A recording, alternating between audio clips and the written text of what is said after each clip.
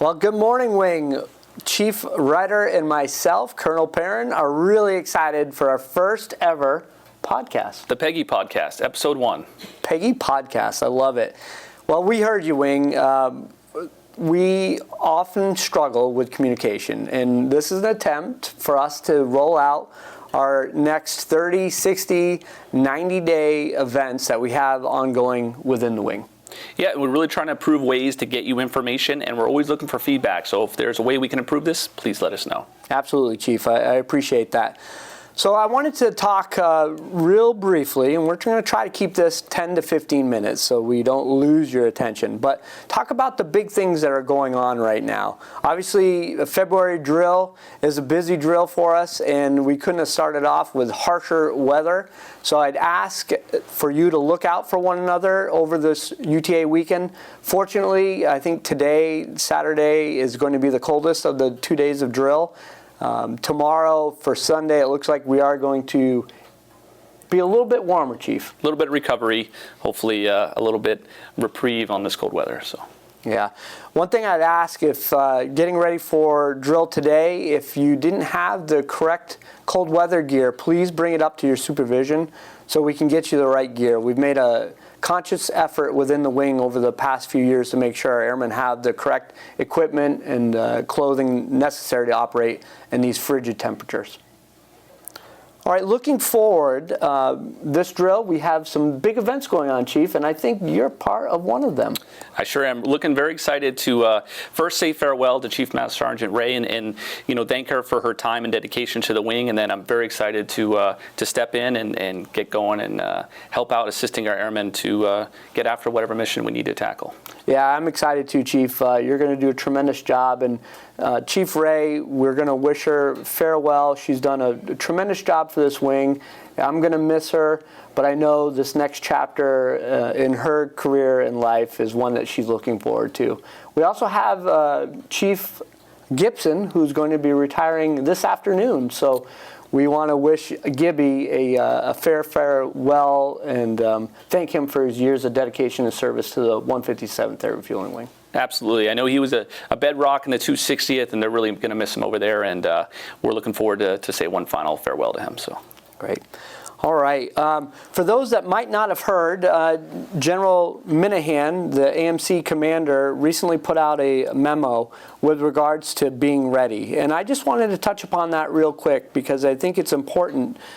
His message was very straightforward and a great message. And it's one that we in the 157th have taken seriously as we make sure that we're always ready. And that's been our number one priority here at the Wing, is to make sure that you airmen are trained and equipped appropriately to be ready whenever called upon. So part of that is when we set our strategic vision and our outlook to make sure that we're getting after the things that will put you prepared if and when that fight is called upon. Yeah, readiness is really the Wing's number one priority, and it's something that we need to focus on every day, and it's really something that I want to challenge supervisors to make sure that every UTA and every really day they come in that they're getting a little bit closer to reaching that readiness goal. So it's right in line with General Minahan's message, and it's right in line with your priorities, sir, and as well as my priorities. Yeah, there are many things that we can do day in and day out, and I would ask our airmen in the Wing to make sure those low-hanging fruit are accomplished. So things like making sure your VREDs are up to date and some of those admin things that, I'll be honest, I tend to forget about. Take care of those while we have the time to do so, and so we can focus on our other big lifts for our AFSC training. Starting in April, we're going to have our block training, which will be the second iteration of our Wing block training. And Chief, if you just want to talk a little bit about what that looks like for the April drill, just to prepare our airmen.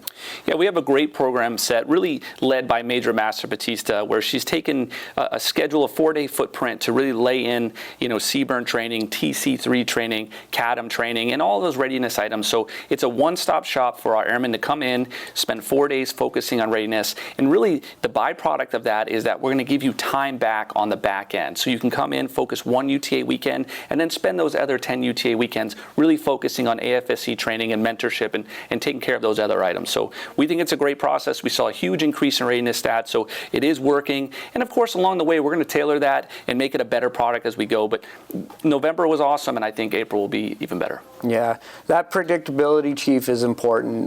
We're going to set up April UTA as well as November. We'll also have another block training. So as we work through those, we should be able to be predictable, and so our airmen will know which time frame every year they'll come in and knock off these readiness requirements.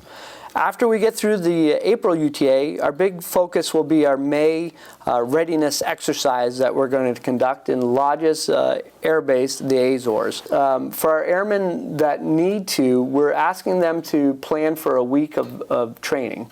We sure are. So the 1st through the 3rd, we're going to call the prepare to deploy. That's where we get the information down from our IDO folks to our UDMs. And really, we want to make sure our airmen know who's going out to the May Flyaway and Lodges. And then there's going to be some just-in-time training opportunities that you work with your UDMs through. And then we'll PDF the majority of our members leaving on Wednesday. And then we'll launch the jets Thursday to return on Sunday. So really, we want you to look at it as a 7-day footprint. So you really got to make sure you get your AT and ST requests in now to ensure that we have the adequate time to prepare, to make sure our members are prepared to go out the door. And one thing I want to touch on too, sir, was during this UTA, every airman who's going on that May Flyaway should know that they're going. There should be no surprises. So if you're not sure if you're going to the May Flyaway, talk to your supervisor, talk to your chief, talk to your UDM. But we have a list of names, and it's pretty clear who's going. Yeah, I'm really excited for this this May Flyaway.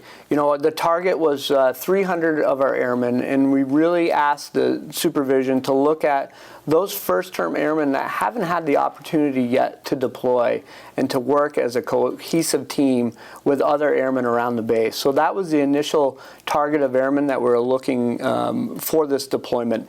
But it doesn't mean that the remaining 700 won't be busy during that drill, because there will be the build-up to prepare and send our aircraft off. So there will be many things that we're doing throughout that drill weekend.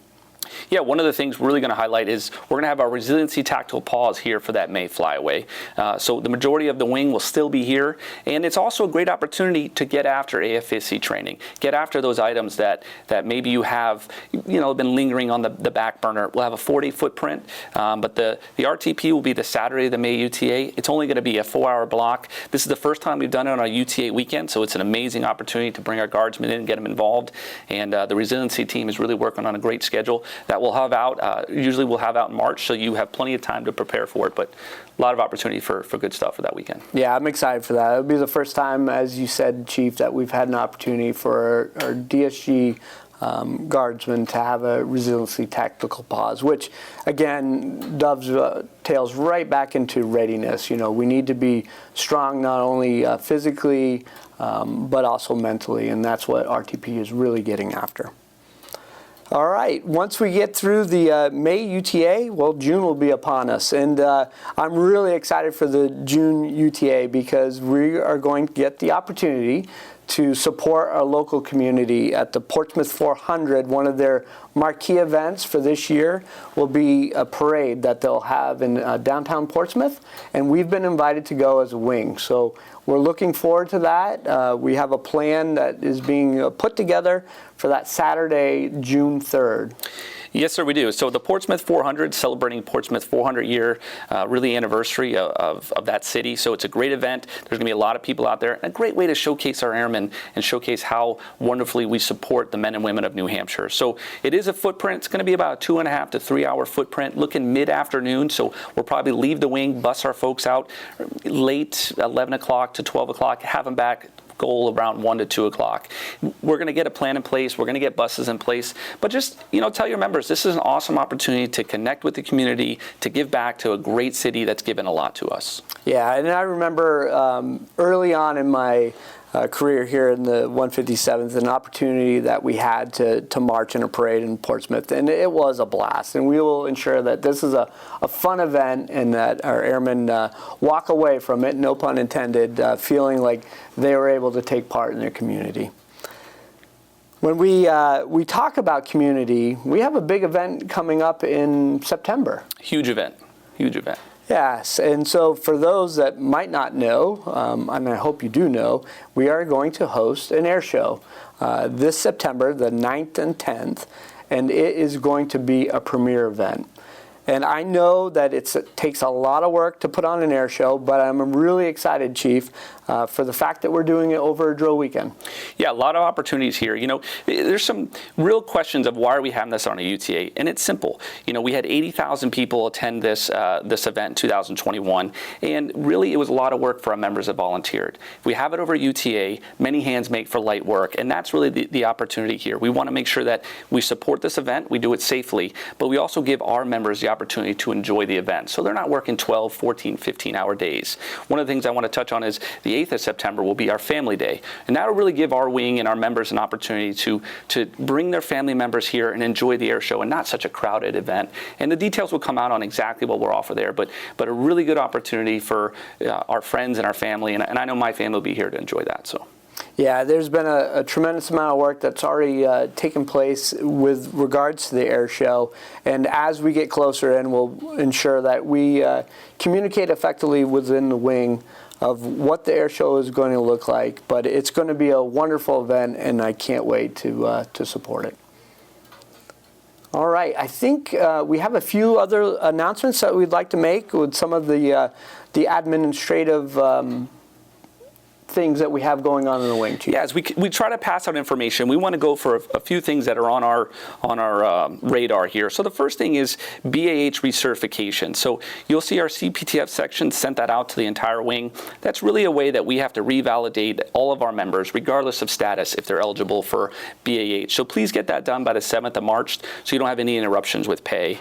The other thing we want to discuss is the ATST request. Please make sure you're forecasting that ahead of time. If you think your section or your squadron needs more AT or ST, please work that through your RA and work that up to our CPTF section so they can get our UFA requests in and make sure we have the days and dollars that you need to accomplish your mission. The final thing too, sir, is that a child care survey came out from our command section. Really, it's from our state headquarters, and what they really want to know is what are some of the requirements that our members with children in that child care age, how can we support them better, and what are some of the challenges they're seeing when they come on base, not only during the weekend, but during the week. So you'll see that. Please knock that out. We really want to get that data to find ways to support you and make sure we continue to be able to have you come on base and support the mission. Yeah. The other thing I want to touch on, sir, is PME. So we've heard a lot around the wing about we don't have enough funds to go to in-resident PME. And let me just put it out there. We do. If you're interested in going to ALS, NCO Academy, or the Senior NCO Academy, we can send you there. We have not turned anyone away in the past few years, and we will continue not to turn anyone away. In fact, the Air National Guard is not utilizing the seats that are allocated to us. So if you're interested in going to in-resident PME, get with me, get with your chief, get with your training manager, get with anyone, and we'll find a way to get you there. That's great, Chief. I want to circle back real quick on the child care survey.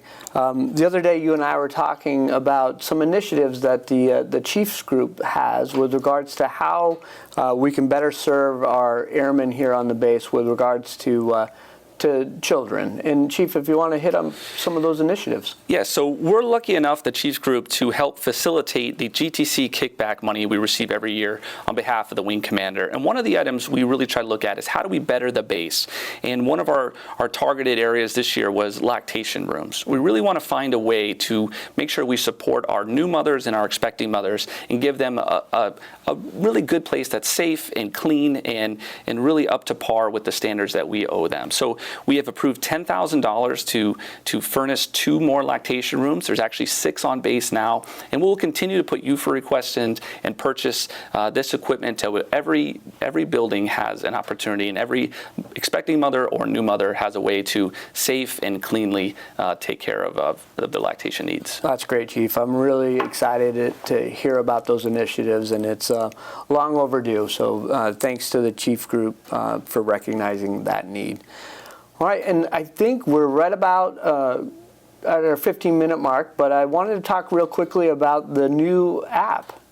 The new app. So if you're listening to this podcast, you've found the new app, the Air Force Connect app. And this is a great way through our PA section that we can communicate with you, all of you out there. So we're going to do our very best to make sure that we put as much information on there, understanding there's some OPSEC and CUI rules, which we'll follow. But we want to get as much information out to you as possible. So if you're listening to this, you found the Air Force Connect app, please share it with your friends, your family, your coworkers, and really try to get the word out there that we're trying to update our communication strategies. Great.